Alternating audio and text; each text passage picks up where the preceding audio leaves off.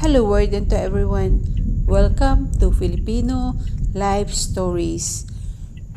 Awat loobin ng Diyos na nasa mabuti po tayong kalagayan. Maraming salamat po sa inyong lahat at sa patuloy na pag-subscribe niyo po sa ating channel Filipino Life Stories. Andito po tayo ngayon sa Baguio City Town proper. Ito po ang ating mga kababayang Pilipino sa araw-araw. Makikita po natin sa daan kung ano po yung kanilang life stories na makikita.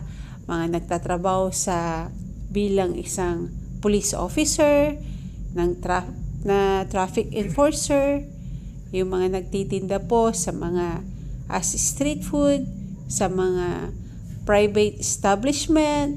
Marami na po tayong makikita sa pagbabiyahin lamang po natin.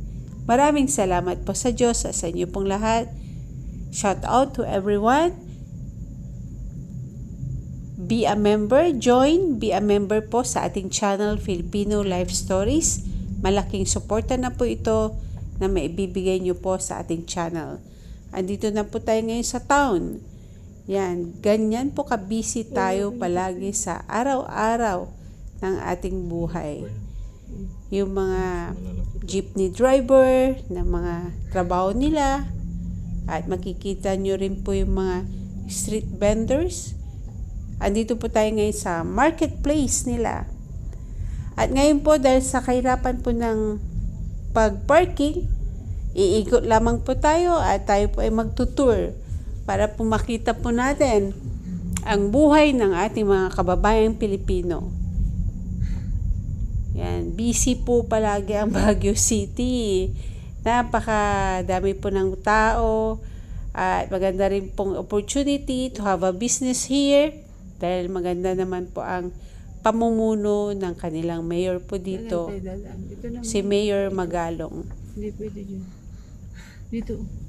Thank you for subscribing our channel mga kababayan ko.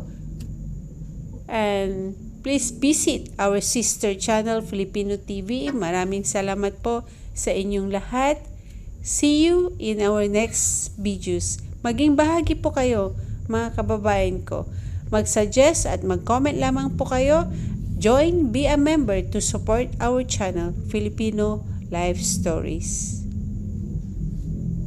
Thank you very much. God bless everyone. See you in our next videos.